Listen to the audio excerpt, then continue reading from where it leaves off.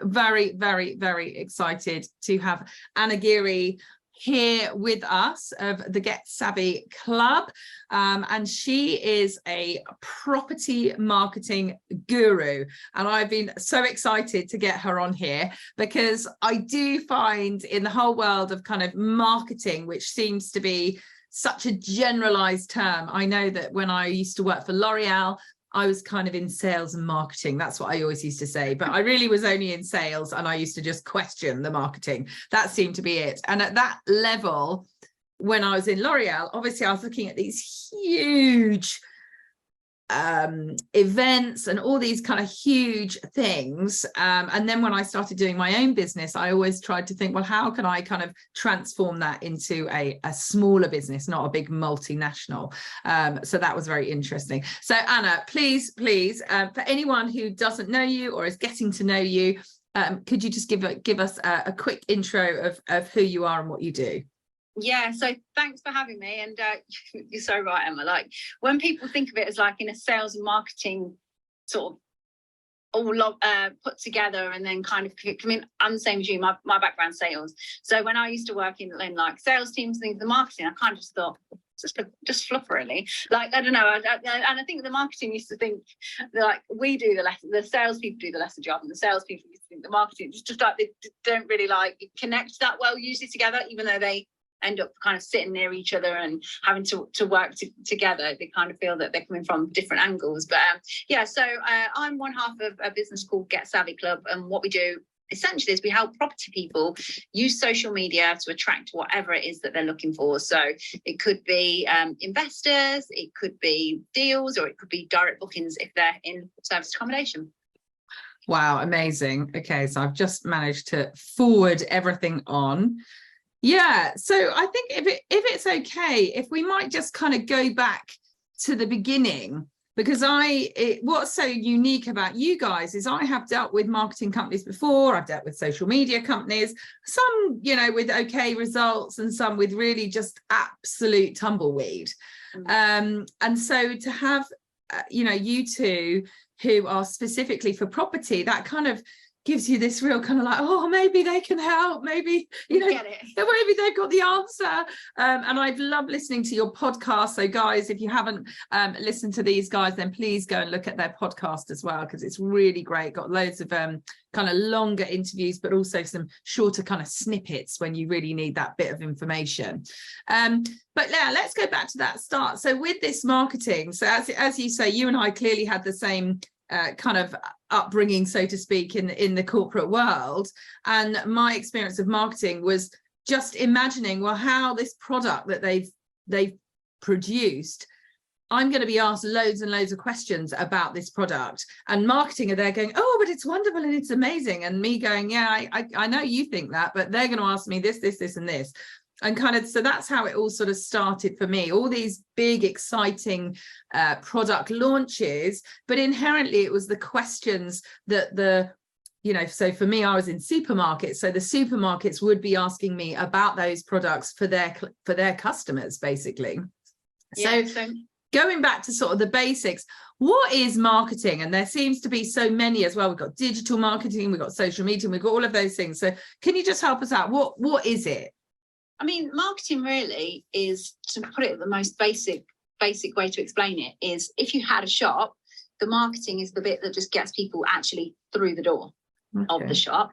And then obviously the sales is like the where they're actually buying something from you when they're in the shop. So it's just to get them, just to get you, essentially, it's just to get you noticed to start off with. So it's to make people aware that you or your products or what you do even exists, really. That's in its most basic form, I guess. Other people probably have long-winded, more convoluted ways of explaining it, but ultimately that's what it is. Like, if we worked in sales teams before, obviously we were, no doubt we had the leads. Well, where did those leads come from? There would have been some marketing somewhere. So there's digital marketing, and digital marketing is normally, well, we tend to think these days like Facebook ads, LinkedIn ads, all the things that are online.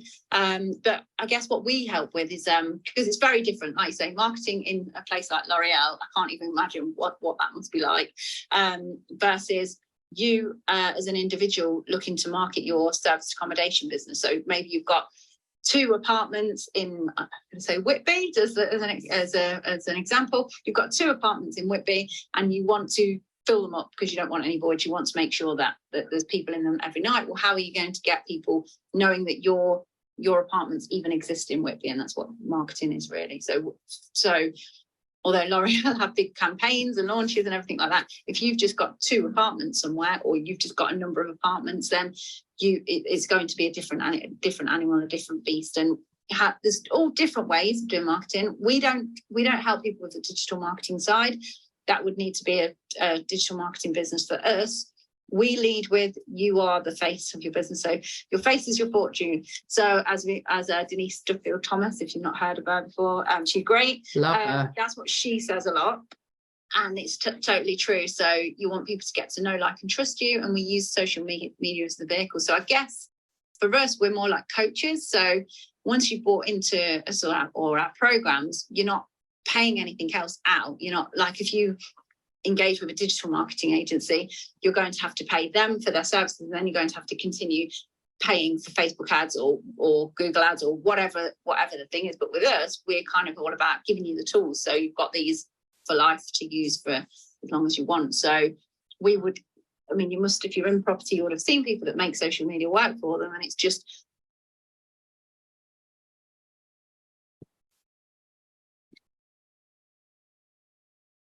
Oh, is that me, guys, or has Anna gone quiet? If anyone on Clubhouse might let me know if you can still hear me.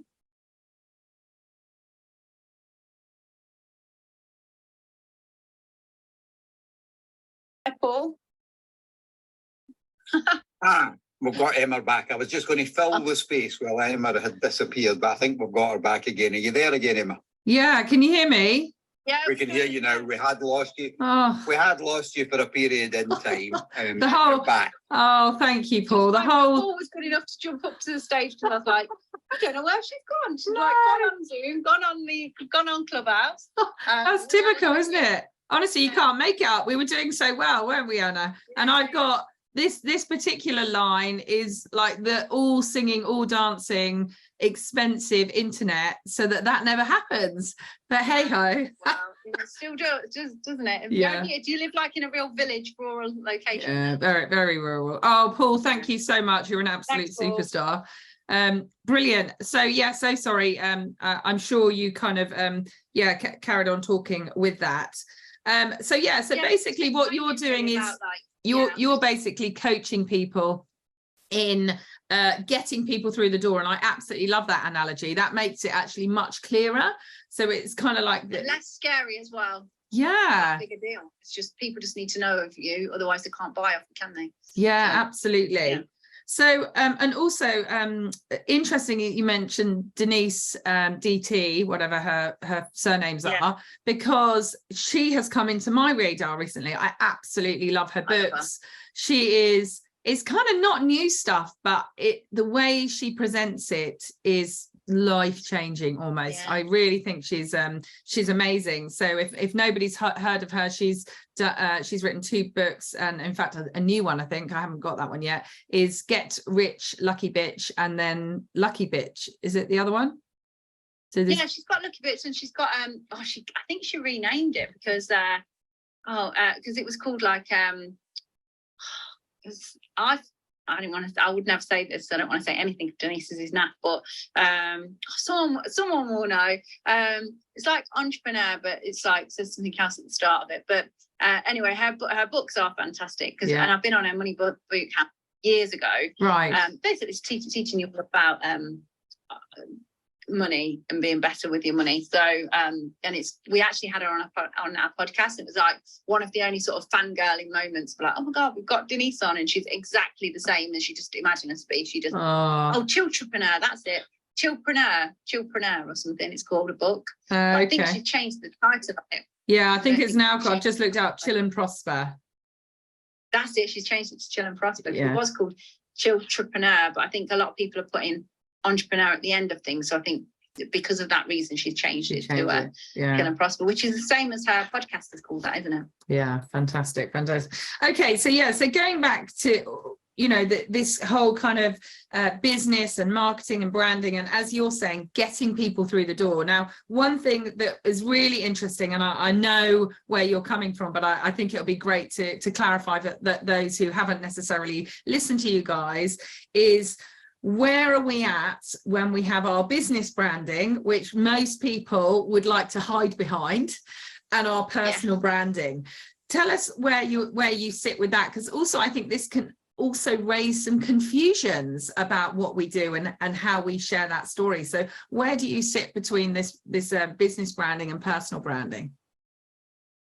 Yeah, I think depending what sort of business you've got, depends how much it matters what the business branding even is, because I think people that are new to business, or even been in business for a while but are starting a new venture, can get hung up on what are my colours, what's my logo, and all of this, and you can spend a lot of money on, you know, the brand of the business and everything, but ultimately, as harsh as it sounds, none of us are Coca-Cola, none of us are Adidas. So we're, even as much as we work hard on those business brands and want it to be a household name, it probably isn't going to. I mean, for some it will, you know, maybe I've had this conversation with the guy that owns like Airbnb. When he started that, I'd be like, oh, no one's going to know that, you know, you're the name of your business so well over so long. But obviously I would have been proved wrong, because obviously Airbnb is a well-known brand now.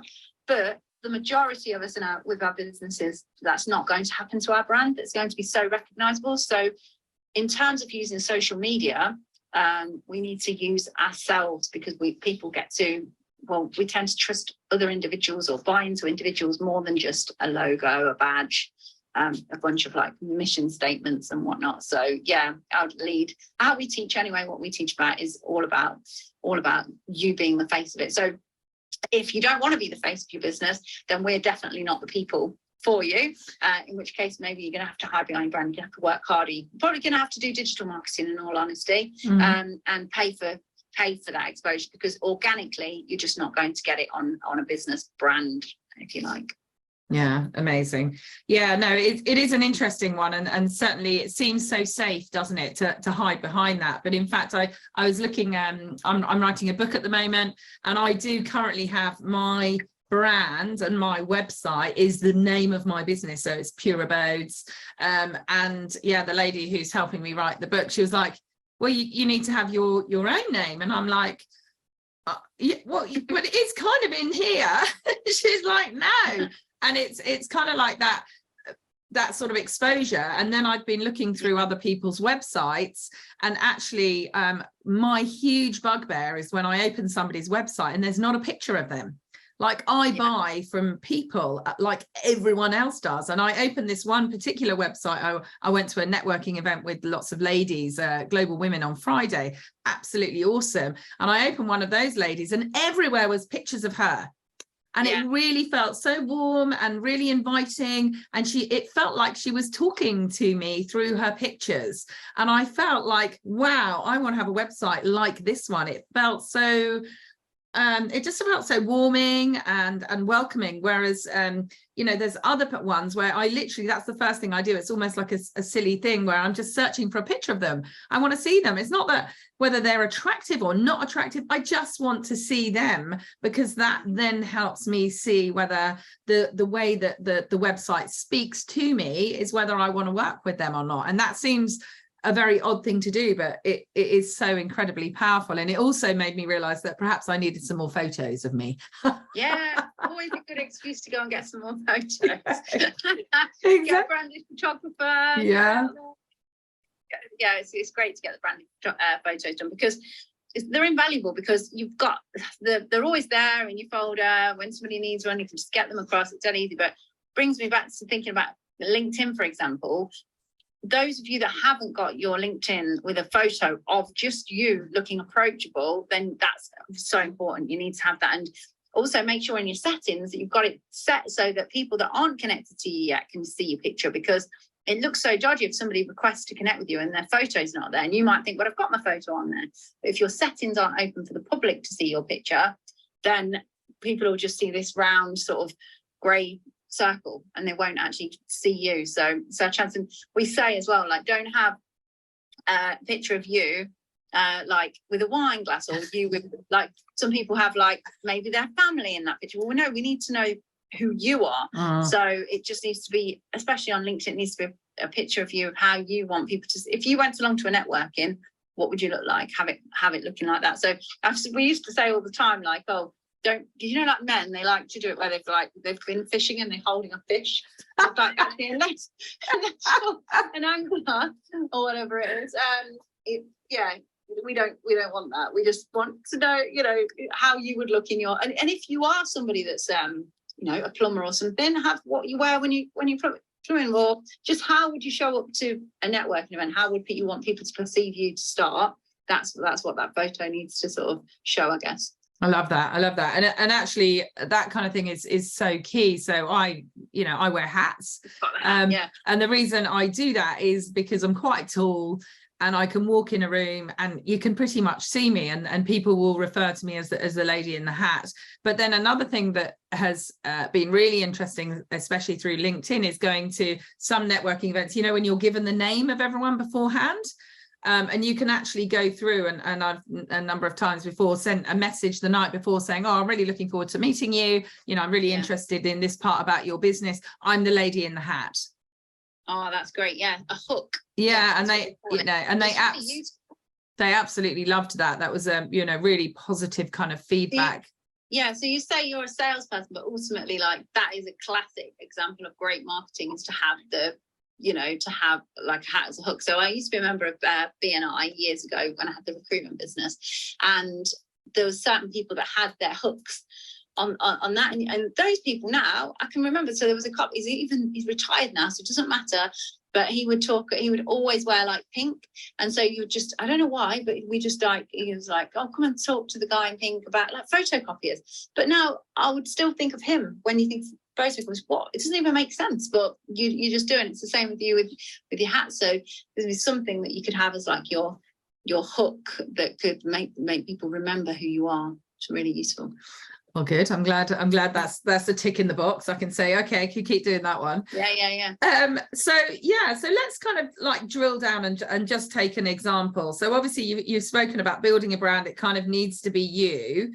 Well, let's kind of just relate that into, you know, so you're you, and then suddenly you're looking for bookings for your 2 rent-to-rent, as you said, in Whitby.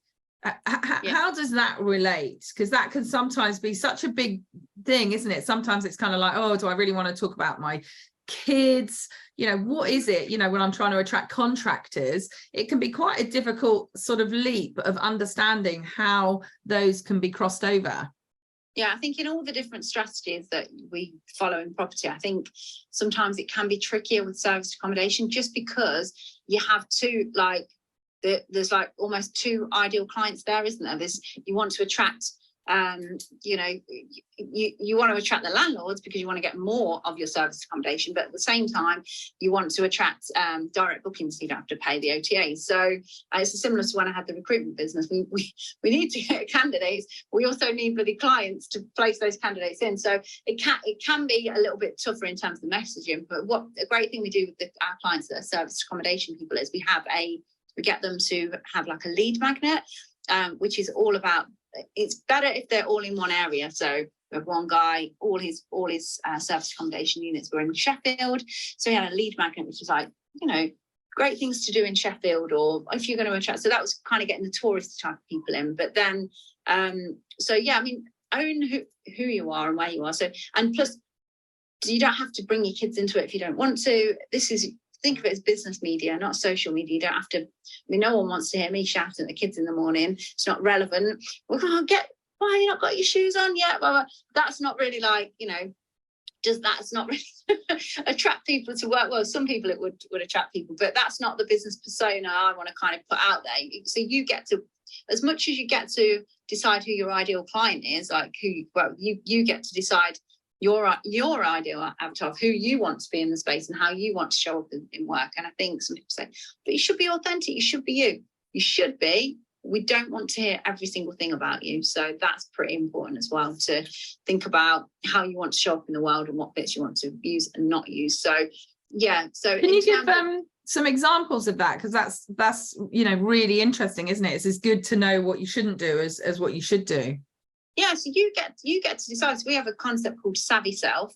So we Get Savvy Club, which is where you sort of go through. We work with our clients with it, but you go through and you talk about how you want to show up in business. So the kind of words that would be relevant to you. Do you want to be shown that you can do X, Y, different like buzzwords that mean something to you, and then almost have that like nearby for you to refer to as like, because it's really bad, like when people complain on social media. Well, if I was to go, let's take the shop analogy again. If you had a shop and I came into your shop, and some days you were lovely, you're like, oh, good morning, how can I help, blah, blah. And other days you were like, I was like, morning, and you were like, oh, don't even talk to me. The kids have been doing this happened. You'd be like, you wouldn't feel comfortable going. You'd be like, what mood am I going to get in this shop today? So think about how, like, as if this is your shop window, and what do you want? What do you want people to feel? How do you want people to react to you? What do you want to show about yourself? And make it, spend some time actually thinking about that, rather than, oh God, I think often people think of social media just as this chore. Like, oh, it's a chore. I've got to show up. I'll post something about that and then run off again. No, it's social media, but it's business media, and it's about, it's your business. So how do you want to show up as a business? Yeah, I love that. But just deep diving a little bit more into that, just to understand, there is also this kind of element that is banded around it, also being authentic. But I suppose sort of speaking out loud is to show that, there are things that go wrong, but perhaps is that kind of like a learning. This is what I did. It went, it was a catastrophe, and this is how I overcame it, rather than kind of a victim mentality. Is that kind of where we're going with it? Well, we say scars, not scabs. So if something's still pretty raw to you, don't go on there. There's nothing but they went through a bit of a phase, if you like, trend on LinkedIn, where people would be crying, like photos of them. I don't know about you, but I've never took a picture of myself when I cry. But people would take a picture of themselves mid crying and then post it out and be like, oh, it's been so tough. Well, if you genuinely were crying, then that's a bit too raw to be going out and talking about that. Wait until you're through it, and now it's a scar, and it's actually you've sorted the problem out, and you can talk about it without feeling like you're going to cry. There's a point in my life where I'm unfortunate I had to go through, my ex was taking me to court and blah, blah, blah. There's no way that I would have been able to, like, during the time, like, properly do a post about it, whatever. Whereas maybe now it's not relevant to what I do, but maybe now I can talk about it and I can write about it and it will be fine because it's so far in the past. But if you've still got something that kind of, like we say, scabs, it can be raw to you again. Don't bring it up. Don't speak about it, because it's not, it's going to be cringe for you. It's going to be cringe for them. And plus, you haven't finished it. There's no learnings for the person, is there? You're just kind of, complaining about something really, or it's too. So yeah, think about it. Is it useful to the narrative, and is it going to?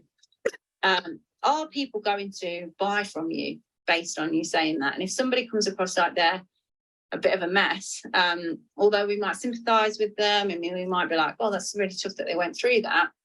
Are you then going to pay them? If you've spoke about how you've just had this real big issue with this service property, one of your properties, and you're in the middle of it, and it sounds terrible for the person that's trying to stay in your place, and a real mess, you'd think, sympathise. That's a bit harsh that happened, Emma, but they probably wouldn't book with you. So we'd be like, seems like she's been in a bit of a mess now. Maybe go and use that Airbnb. But no, you want to say, actually, we had this issue. Maybe it's around keys or lock boxes, I don't know. We had this issue when I first started out. We had this issue, but now I've started doing this. So the whole process of working with me and my, booking through me is streamlined now. It's much better now. So yeah, you can use it as a tool to kind of show how you solve problems and how you help people. But yeah, don't do it mid-crisis. No, I mean, I'm not sure if we did a correct one, but we did have somebody who vomited all over the ground floor of our hotel. And obviously that brought up a few emotions in me. I'm fairly, fairly laid back really, but I just thought, and then we have all these multiple cameras. And so we were able to basically follow this person coming down the stairs, doing what they were doing, going outside, then coming back in and walking right the way back, and they were right at the top, so we were able to sort of follow, because it's each camera on each floor, obviously. And anyway, I shared it on social media, but I really thought about how to share it. I'm not sure if this is correct, but I literally shared it that this is what happened, but because I had the cameras, we were able to know who'd done it, we're able to follow up, we're able to do those things. So bad things can happen, but actually we've got stain free, we've got these carpets that you can just bleach inherently, and so everything was okay really. Because there is also, isn't there, this whole thing about sometimes you can have too much positivity and people do want to know the realism of it as well. So how would you kind of balance that? Yeah, just like how you did there, because you're I mean, everyone knows that's not your fault. It weren't you that was sick, hopefully, unless the cameras followed you. It was not. But you can deal with problems and overcome them. So yeah, nothing's more annoying than when somebody just comes out and it's all rainbows and sunshine. People see through it anyway. Come on, like, we are real people. It's not realistic that everything's going well for you all the time.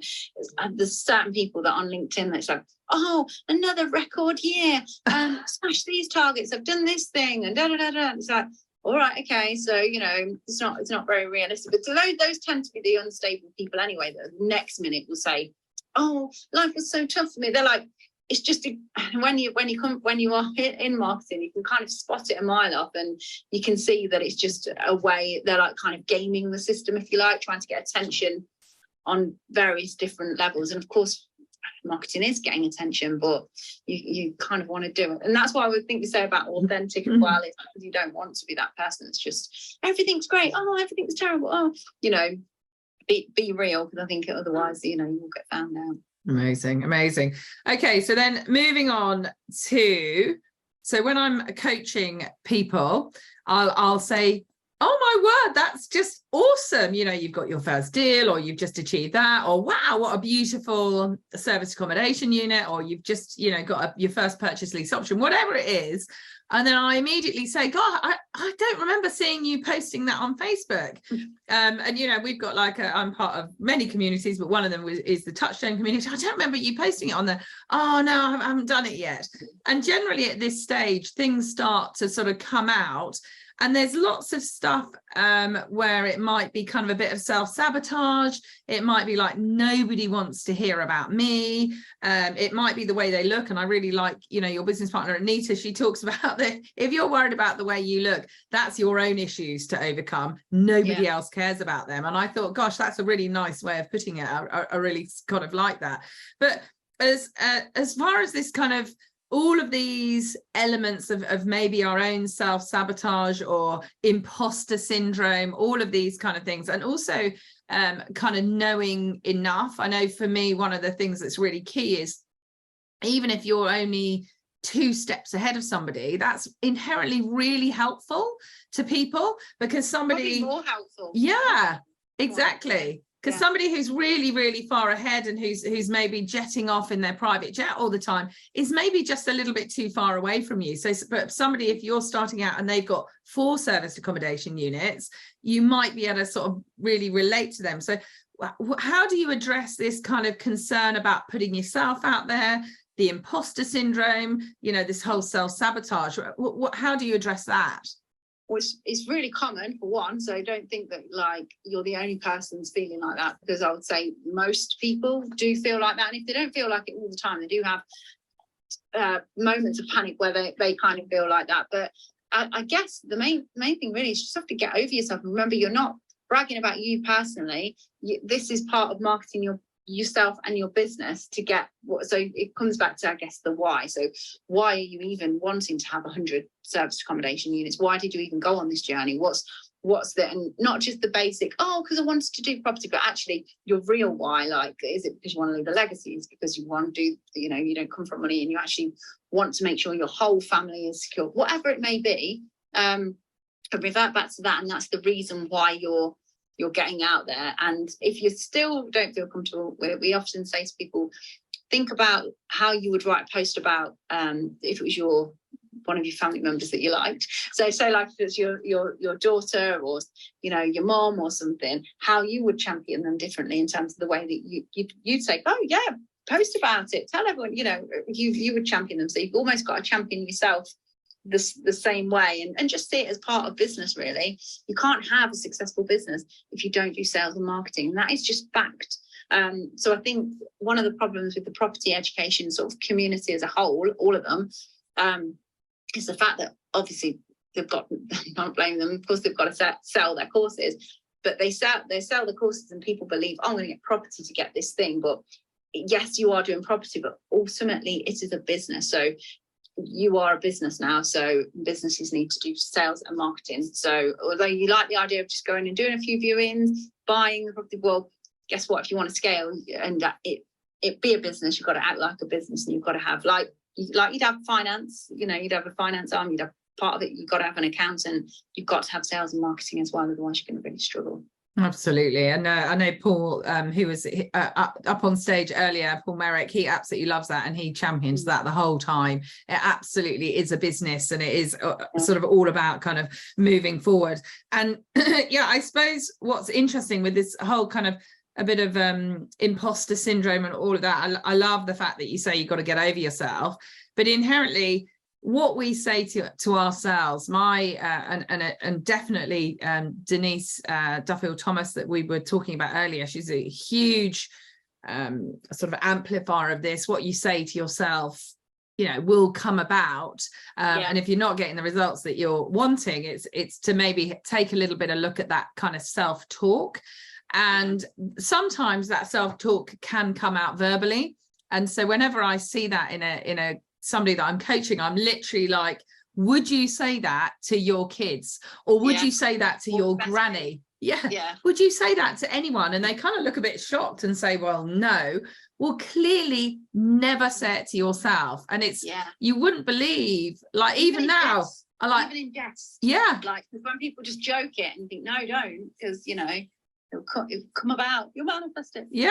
But it is so weird. Like even now I'm looking at, I just looked at my face and immediately I thought, oh, my cheeks are looking a bit chubby, and I let that rest for a moment, and then I went, no, actually you just look really really smiley, and that's a really great thing. So you have to be so careful everything that you're saying to yourself, because even those little things can really manifest it down, and you've got to be aware how that can spread out, especially like for me, I've got kids, and we were talking about our kids earlier, and that is, if you can't do it for yourself, think about somebody else that you can do it for, because I always think so, like how you talk to yourself, you've got like you're a role model to your children, and like especially your daughter and whatnot. So if you're beating yourself up about how might you look and things, then she's going to question how she looks too. So you've got, but there's the opposite to that. She might create a monster like I have, because my daughter just thinks she's awesome, so which she is.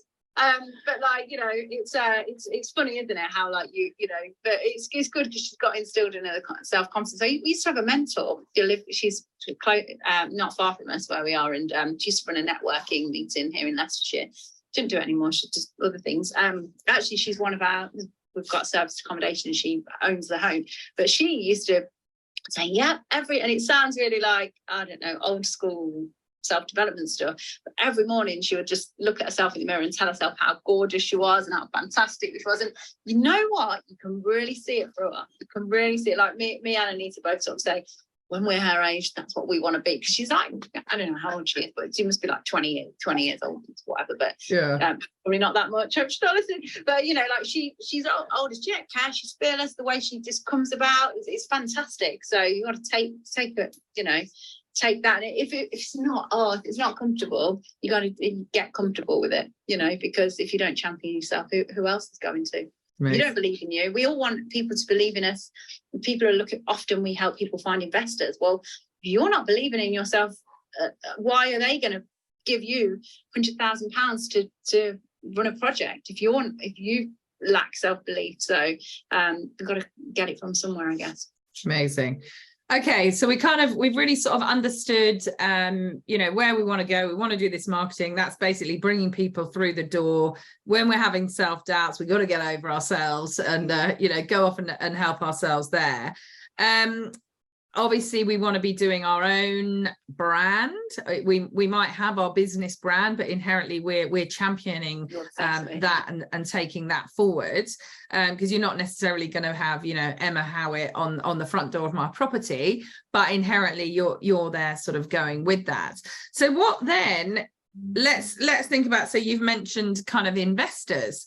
So or as just an example, or however you want to do it, what would then be the plan of action? Okay, so we've sat down, we've realized we've done the course, we've realized that we're doing property, and then we've realized, oh gosh, now I've got to do a property business, and I have got to do this kind of marketing, and we're sort of told to go out networking, tell everyone what you do and you'll get given money. Well, that doesn't necessarily always work for everyone. So what would be your advice around getting this plan of action for marketing?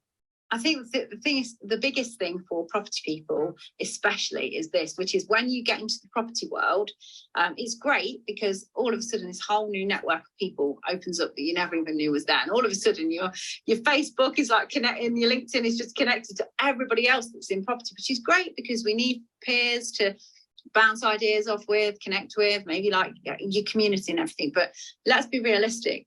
There's only going to be a very, very small percentage of people that are in that property group doing what you're looking to do that's got money to give to you. So we need to take it to the next level, really.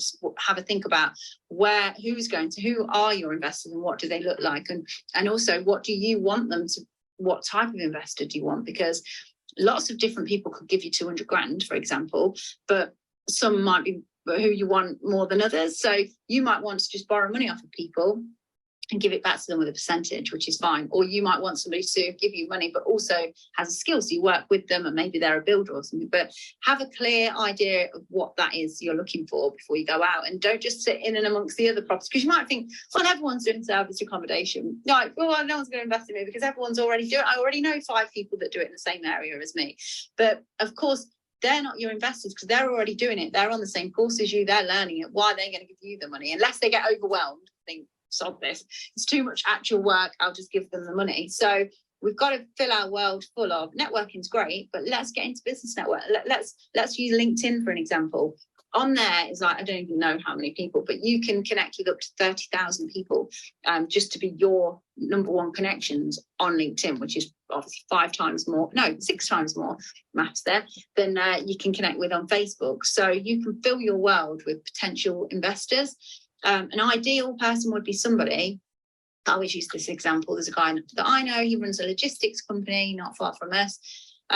He actually takes home a lot of money, but his logistics firm is a 24/7 operation. He has to work in it probably 60, 70 hours a week. So, and he probably knows, and he's probably, his accountant said, maybe you need to diversify your wealth, maybe you need to buy some property, get into property, but he hasn't got the time to go and learn, like join Touchstone or someone, and he's got the money, but he hasn't got the time, and maybe he's not got the inclination either, doing that along with the family and things. So we want people like him to see us talking about the property journey we've been on, the success we've got, what we're doing, and to actually get a bit of FOMO and actually it's like attraction marketing that we do. So they reach out to you and say, what is this you're doing? Can I be a part of it? I've got money, but I have no time. Can we work together? That's what you want. So we need to think about, it's the reason we focus on LinkedIn rather than Facebook. You can do it on Facebook, Instagram as well, but it's just easier to connect with people on LinkedIn who seem like your ideal client. So we've got to think, what job titles would they have? And although, and this is more so in northern, or people who are looking to invest in the north often say, oh, just go south and get all the investors. Where are you based, Emma? I'm down south. You can't get much further. I'm like 7 miles from the sea. It's so bad though, isn't it? How people just assume like, okay, people in London or people down south have just got all this wealth. Well, no, guess what? People have got wealth up and down the countries in every area of the country. So it's better, I think, to try and find an investors on your patch. You don't have to do this, but I just think the fact that you might bump into that person in Asda and means that you probably feel that your money is safer. So I would rather invest with somebody that was in, I don't know, Leicestershire or something, because that I know where they live. I know people they know that you know, we kind of know mutual people, and it just feels better. So I think, and it's also going to be easier for you to find those people if already the rapport that you've got or a connection that you can make and be in common is an area that you're in. So I would always say start in the area that you're in, and go for people that you have to employ some kind of stereotypes, obviously, when you're searching, but you can literally search location, director, owner, whatever, and kind of just go out and just connect with abundance, basically, with people. That would be the first thing I'd do, because LinkedIn's not going to work if you've got like 18 connections, is it? So you definitely, like networking, you just go out and meet people and tell people what you're doing. You've got to, on social media, have eyeballs on you, and, you know, connecting with the right people is the first step, really. Okay. And do you think you would need, so with that, talking about LinkedIn, do you need the paid for version? I can't remember what it's called. You don't. No, you don't need premium. In actual fact, it used to be that you could pay for premium and then be able to connect with more people faster, but they've actually taken that away now. So you can play about with premium if you're like organised and you get the trial for 30 days and make a note in your diary to cancel it before they take a whole year's worth off of you. So you can play about with it a bit. No, honestly, it's not really that useful. I mean, if people are listening to this, it's worth connecting with me if you go and look for Anna Geary, because how it works is you have first degree connections, second degree connections, third. So if you connect with me, I think I've 29,500 people that I'm connected to. So instantly you'll get nearly 30,000 second degree connections, of which, unsurprisingly, a lot of them are in business. Sometimes those type of people are really business property type people. So yeah, go and do that. But so you have got to kind of, I wouldn't waste your money on premium. It's a lot of money, and why you still get a lot of reach on LinkedIn is because LinkedIn make their money from corporates paying out for premium. So they don't sort of hinder us guys that are using it for free, because actually it's nice for us to kind of make the numbers up, but they make their money through the premium lot. Okay, interesting. So if you want to do digital marketing, you do need premium, because if you want to run LinkedIn ads, you'll need it, or using Sales Navigator, you'll need it. But if you're looking to do this organic way that we teach, then you don't need it. Okay, so I did listen to one of your podcasts when you talked about people in the past, or people, you know, going and just pressing every suggestion on LinkedIn and just going into, I was one of those people. Yeah. Okay, so I've got like thousands of people that, you know, I'm connected to over kind of, you know, obviously many years, but yeah, so it's hard to kind of tell. I mean, presumably with 29,500 people, they're going to be long and diverse and different. So as far as kind of building those people, how would you advise? So you're literally individually searching for people, or are you going to companies? How would you build that if you are literally starting off with 18 connections? Yeah, so I'd just go to the search bar, put in the location of where you are, and also literally just put in director or owner, and then but you're going to have to work on your 18 connections that you've got and see who they're connected to as well to help you build out. There's nothing wrong with, by the way, of what you did before of just connecting with abundance, because ultimately, especially in property, we don't know who's connected to who, do we? So you might think, why on earth did I connect with that a person that's seemingly not your ideal client at all, but actually they could end up bringing you someone who is your ideal client that could open a door. So there's a woman that I'm connected to that I must have met at a networking meeting years ago when I did something completely different. And what she does is nothing to do with property. And she reached out to me the other week. She's obviously just seen posts about property and whatnot. And she said, "Oh, we've got a property in Leicester City Centre. It's a commercial building. It's her and husband own it. She just wanted my advice on, like, what can we do to sell it to get more money than it is." So it's an opening, it's an opportunity. It could be a deal that could be moved on. It's, you know, and that's just from a chance connection, like obviously years ago. So yeah, they're not wasted, is my point. The people that you've got on there, because they're, you know, the people from L'Oreal, they know, like, and trust you. They don't know you in this current, you know, phase of your life. They don't know you for that, but the way you were years ago is still going to be the same. So if you were like you know, somebody that was reliable, hardworking, great work ethic, all of those things, they'll still remember you from those, which is good. Okay, I like that, because Ian's actually just popped in a point exactly on that. Any advice for transitioning from one career to another? So currently he's got sort of around 700 connections in LinkedIn from a corporate perspective, and transitioning into property full time.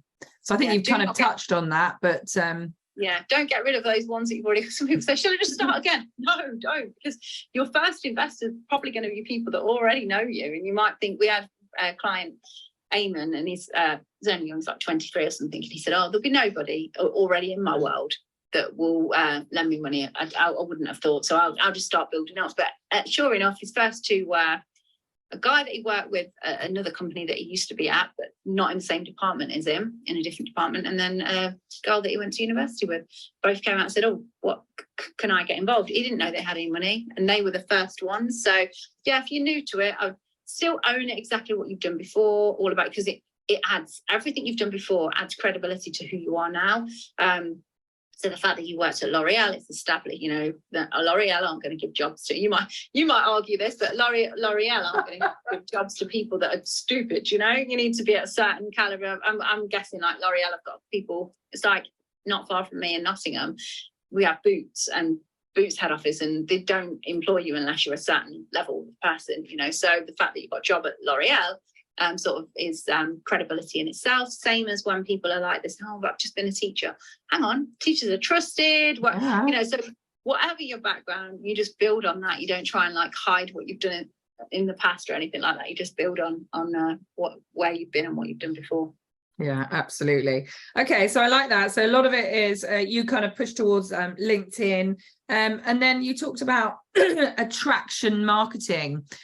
So what does that kind of look like to you? Because obviously, and especially for me, for instance, as an entrepreneur, you know, I have I suppose a property business. Part of that property business is hospitality, which is a business within itself. I also, you know, coach people. And then on top of that, I help people find virtual assistants because I love business and the automation of business. So there's a lot kind of going on there. How do you kind of, you know, encompass something where there is, you know, either just the one thing, or do you think you can look at a host of things as you as kind of the entrepreneur? Yeah, I try and focus on one thing. So you can, of course, do lots of different things, to do many different things that you want to do, but in terms of what you want to get out of social media, try and focus on one thing that you want, and so that people could kind of know you as that one thing. So that if I was going to refer you, I'll say, oh yeah, you need to go to this person. So before I did Get Savvy Club, I was guilty of doing way too many different things, and people just remembered me as a Leicester City fan ultimately, which is not really any that much use, is it, to trying to get by, trying to track. But it's my fault, because I was director of a recruitment business. I've been in recruitment for 17 years. I had all your things connect up nicely together. Mine didn't. So I had the recruitment business. I did do LinkedIn training, which did I used to do that for my candidates and clients and things. So that was sort of similar to what I do now. Bit of network marketing as well, and property sourcing. So lots of different things that were sort of kind of disjointed. Whereas all yours have kind of, you started with the one thing, and then these things have organically grown from it. So that it makes sense in the timeline of what you're doing and what you're about, really. So if you're good at what you do, ultimately you end up coaching it, don't you? You've seen a need within your clients that they want to get. You know, I actually, funny how you say about the brands as well, because I didn't realise that your VA company, like, I knew of that. I knew of you, I know of that VA company, but I didn't know like that was your company. I just knew that as a good company to get VAs from. So you obviously, something's worked there in terms of the branding, in terms of like people going, right, VAs, you need to go to that company. So yeah, it's called the Viva.club, by the way, if anyone doesn't know. Yeah, the Viva.club. Yeah, I'd heard of the Viva.club already, but I didn't know it was yours until we started properly like talking. So interesting. But yeah, so for you, I would think, well, and this doesn't mean you have to do this forever. For like 90 days, for 6 months, focus on the one thing that you do want. It's just going to be helpful. It's going to be easier for you as well, because if you think, oh, I've got my Viva hat on, oh, I've got my this, oh, look, I'm using hats. That's good fun, isn't it, with you? But do you know what I mean? It'll be harder for you to show up with all these different things to be thinking of. So just for yourself, think, right, 90 days from now till Christmas, what are you going to focus on? And just focus on that. Makes it easier for you. But yeah, attraction marketing ultimately means, because I think years ago, how we used to advertise, how we used to market was very broadcasty, was very kind of, well, when I was early in my recruitment career, if you wanted to find candidates for jobs, we would put an advert in the local paper with, oh, we need 3 credit controllers, we need a finance director, I did financial recruitment, we needed whatever, and that advert would go into the local paper, which sounds so alien and old-fashioned now, but that's what we did. So you broadcast out what you want and you hope that you got it back in, whereas we're a lot more sophisticated now. We see a lot more things, so we've got to be more clever, really, with the way that we come across. So, and especially a lot of us are looking for finance, and we're looking for money, and there's a lot of rules around. You can't just do a post saying, "Oh, hey, lend me 100 grand, and I'll give you 110k back at the end of the year." You can't put posts like that. It's against all like the regulations and things. So you have to talk about case studies of how somebody loaned you 100k and you gave them back 110k a few months later, you know, and how it worked and how what the benefits were for them and things. And then these connections, these new connections that you've got, that you've interacted and engaged with, will message you and say, what's this about? Tell me more. And then so that's attraction. So you're pulling them towards you rather than chasing after them, I guess. Okay, no, I absolutely love that. Okay, so kind of trying to sort of bring it all round. Some aware of time, we could clearly talk for 2 hours, 4 hours on this. But let's get down to just really physical stuff now. So we've gone through a lot of sort of background stuff. We know where we're going. So as far as the physical posts and what we should include and how often, you know, how they should look, what would you recommend for that? Well, we worked out there's probably like 21 different types of posts. Oh, so my gosh. We just give them a content topic every day for 6 months. So as soon as they sign up with us every day in their emails they get, and it's really weird because some people thrive off it, some people find it overwhelming, but we're like, just don't get overwhelmed by it. Bank them if you're not doing them. But ultimately the whole point is you won't run out of content topics and ideas. You know, you're not going to start looking at a blank space. But there's different types of content, and I think one of the important things to think is we don't have to be inspirational, educational. I think sometimes people overthink it and try to give too much in posts, and actually a post could just be a poll on LinkedIn where you ask a question about, you know, you could even do one like, do you wear hats? Yes or no? And as stupid and basic as that sounds, that would get huge like interaction with, and then the next post that you put out will get more eyeballs on it because people interacted with that one. But I would say try and turn up and post them. Turn up every day to post, Monday to Friday. If you can do every day, great, but minimum sort of once a day, Monday to Friday. But if that's too overwhelming, just be consistency is the key, really. So if that's overwhelming, just do Monday, Wednesday, Friday. But at least then you're turning up on a regular basis. And how about the big thing? And I certainly, was very fortunate quite early on in my property career. I had really kind of quite debilitating, fear of getting out there. I had a lot of kind of mindset issues about the way I looked and all of that. And she just literally was like, boom, we're going on this video. Don't care. Don't worry. Just put your lippy on. We're getting on there. Yeah. And so I was kind of like just really forced. Who was that? Who made you do that? She was a friend of the time. But yeah, she just made me jump out there and do it. And it just felt absolutely awful. But I'm so pleased now, because now I'm just like, I'll think like I was out with with the family yesterday and I didn't have my hat on, and it was like, oh, I don't have my hat on. Oh, it's not. And it was like, oh, who cares? Just take the pictures. Like, we're having a great day. I had a theme that I wanted to talk about. Let's just do that. So how do you feel about videos compared to kind of what I would call picture content? If you can do video, do it. But I mean, on LinkedIn, it doesn't get as much traction, actually, videos. Okay.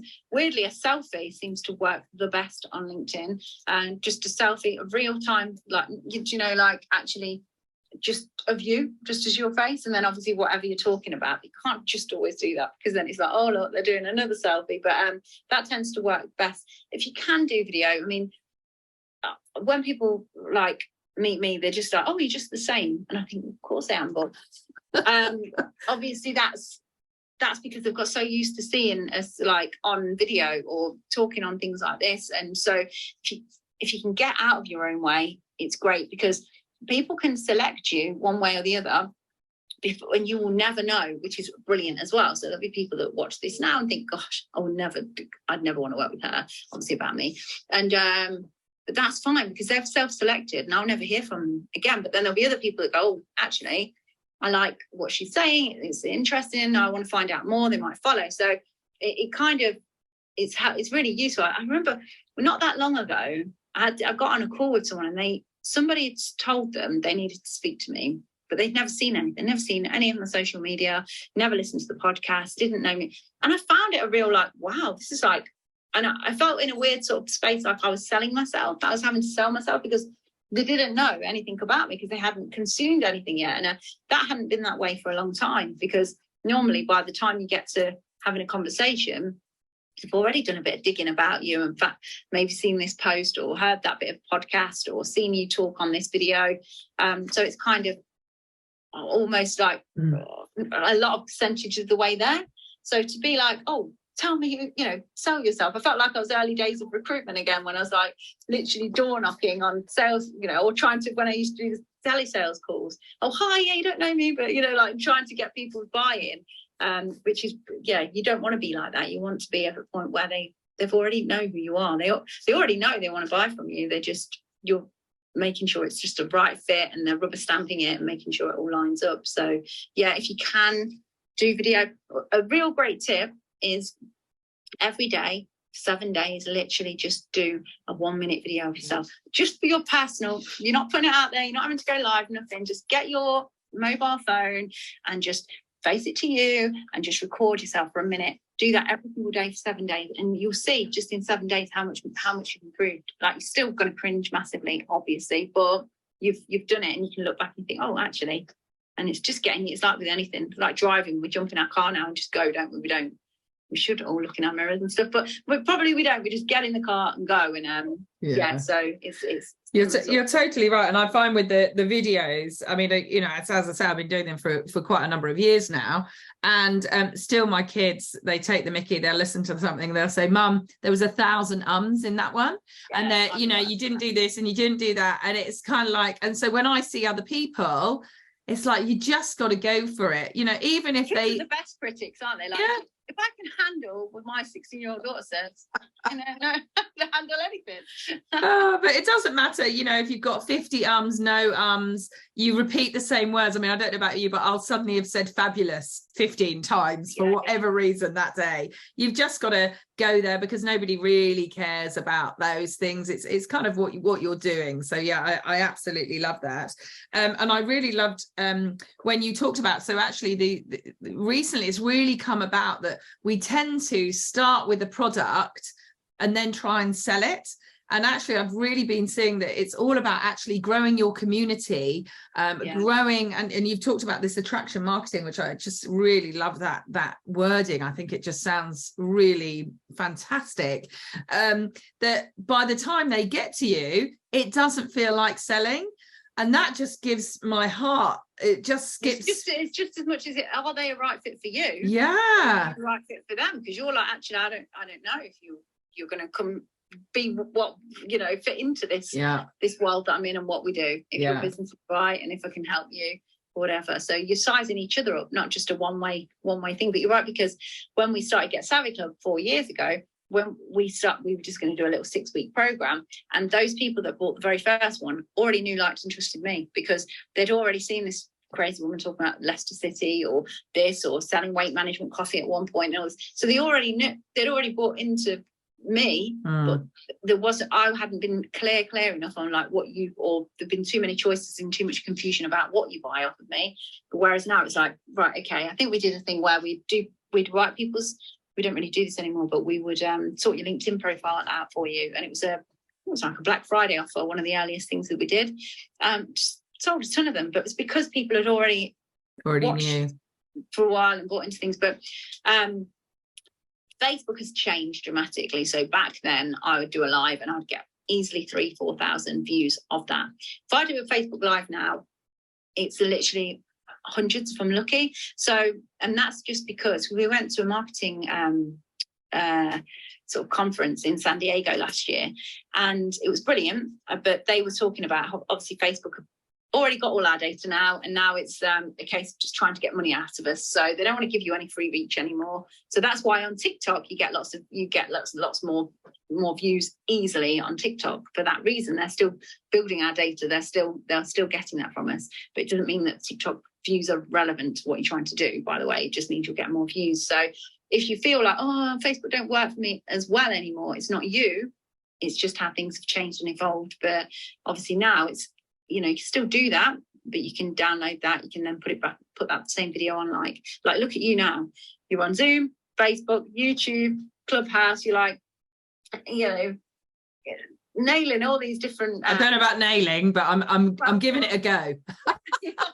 You know, one you're doing a great thing which we talk about, which is repurposing. So you're doing one interview, which is great, by the way, because people are not, you're sort of showcasing me and what I do, but at the same time people are really getting to know, like, and trust you, because you're the one that turns up and runs these rooms for everybody to help everybody every week. But it's great because then people can slowly but surely get to know who you are. So same as when we have the podcast, they still get to know us even though we have guests on. So I think it's, even though you don't get as much exposure on those ones now, it's easier to actually get out on the different platforms all at the same time, and, you know, repurpose the content far easier now than it ever I love it.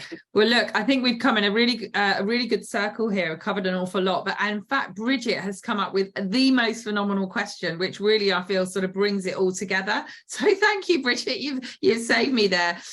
She has said, can you explain how you measure results and what key measurables you would tend to find? To us, it's all about return on investment. It's like, are you getting the thing that you want? So please do not just pay a social media manager and get blindsided by the bloody vanity metrics, because I could take your LinkedIn tomorrow and I could 10x your connections and blah blah blah blah, but ultimately you want the results that you're after. So it's no good. We can make it so, oh wow, look, they've got so many Instagram followers and this, that and the other, but if you're not getting what I think people go on social media because they've been told to by property, like the property educator, get out there, you've got to use social media, but they've almost don't know why, just because they've been told, actually, what's the reason, what do you want out of it, and work back from that. So the only way for me is, are you getting the business that you want? So for us personally, it would be more people buying our program, for example, that we sell. For somebody else, it might be, because we have one lady that worked with us, Becky. She was a teacher. She's co-living in Manchester, high-end co-living spaces in Manchester. She worked with us. She has got her 4 or 5 investors now. You don't even see her on social media, because she just wanted those investors that are going to repeat work with her. So she's got them now. She don't need social media. So we're like, use social media so you don't need to. Unless you enjoy it, then stay on it. But yeah, so the only true return on investment for me worth measuring is, have you got the results you came for? Whatever that is. If you feel like, I don't know, if you want a vanity project, you just want to say that you've got all these connections, then yeah, maybe that's what you're after. But really, let's be true. We want to get the results that we want. So for some, it could be direct bookings, some it could be investors, some it might just be more deals if the property sources. So that's the true measure, really. Oh my gosh, that is just like a breath of fresh air, definitely, because I have worked with, a lot of other people. I'm not dissing what they produced for me. There was a lot of really lovely content, opened my eyes to a lot of things, but inherently I wasn't getting the results that I wanted. Yeah. So as you say, this is like really amazing. What you want, you need to get it. So if it's stop. Pardon?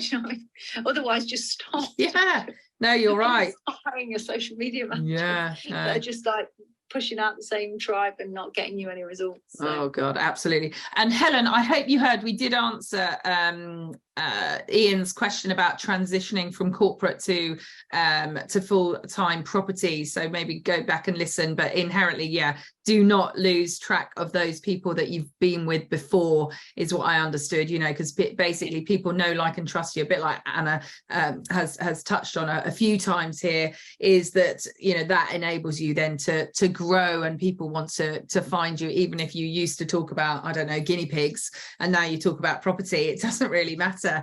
We do have guinea pigs in the house, by the way, so that's why I thought of that. I'll feed them or something. Yeah, I did buy them some extra food, so that's all good. Oh, that's absolutely amazing. We've way run over, and I'm usually really good at keeping to time, but look, I would really love you just to, you know, let us know where we can find you. Everyone, I have put a link to Anna at the top there. It's a free content calendar download, so please do go and grab that. So that's incredibly useful for us when we're like, oh, what can I do, what can I post out there? But yeah, any kind of just sort of final closing advice for us, Anna? Yeah, so if they want to find out more, they can, of course, visit our website, which is getsavvyclub.co.uk, or unsurprisingly, LinkedIn, Anna Geary on LinkedIn, and Facebook and Instagram as well. You can find us on there. But I think best advice is just get started. You know, show up daily is the best. I think, obviously, be clear on the three things really: be clear on what you're after, get confident, or, you know, muster up some kind of confidence, just get started and start doing something, and then keep doing it as well. Be consistent as well. They're the kind of three main things you need to think. Amazing. Well, look, thank you so much. And just as a reminder, everybody, this is on Clubhouse. We're live on Facebook, and this will also be on YouTube by this afternoon, the long version, which is Emma Howitt, Pure Abodes. And then we will chop and change it up. As you said, I attempt to repurpose, but we basically just, you know, make shorter versions and then really short versions. But you've got like the cream of the crop of the VA, ain't you? Oh, she literally is. And when she came to me, she wasn't that experienced, and now, I mean, she does everything from ordering my clothes to doing beautiful thumbnails to cropping stuff to finding me. I'll tell you, the newest one, Anna, is finding me new AI things, and these are and what's great about them is I then turn it around and say, okay, so is that going to work for you? Because you're the one using it, not me. Do you want to implement it? Yeah, your work. Exactly. And she's right, because, you know, you get stuck down in the rabbit holes, don't you, with these AI things and whatnot. So, you know, best get somebody out there. Yeah. Because sometimes when we do the talks, there's usually a guy as well tries to go, what do you think about AI? Like, as if that's now AI's come about, like, it's not a thing what we're doing, but it's like, yeah, AI is just a great tool to add into everything else to make your life easier for everyone. So yeah, embrace it and don't ignore it, basically. No, totally. And in fact, one of the things was, it was taking her a long time to do a video, and so I said, look, just go and find something that makes it quicker for you then. Because, you know, I want to get more of those out. And she was like, boom, came back, these are the 5, but she now knows to say, but this is the one I really like, but it is this much money. And I'm like, okay, let's give it a month's trial and see what we think. And then if it saves you loads of time, then I think it was like $8 a month. You know, for $8 a month, if it's saving you huge amounts of time, you're going to be able to do loads more for me. So, you know, all happy here. Yeah, definitely. I think you've got it right there, because I think people think that they often get VAs and then they forget you've got to communicate with the VAs. They're not like a psychic. They don't understand. You've got to spend time and effort with them so that then it can work. So yeah. Well, I'll bring you on, Anna. You're like a great advocate. I love this. So yeah, use that if you want. Yeah, no, that's wonderful. Okay, well, look, thank you so much, guys. Remember, I am back next week, same time, and yeah, really looking forward to coming back again. And as I say, thank you so much, Anna. Really appreciate that, and hopefully I shall see you soon in December. I think hopefully we'll be up there, and I'll see you then. Okay, guys. Thanks for having me on. Thanks. I'll see you soon. Yeah, take care. Thank you so much, everybody, and see you all very soon.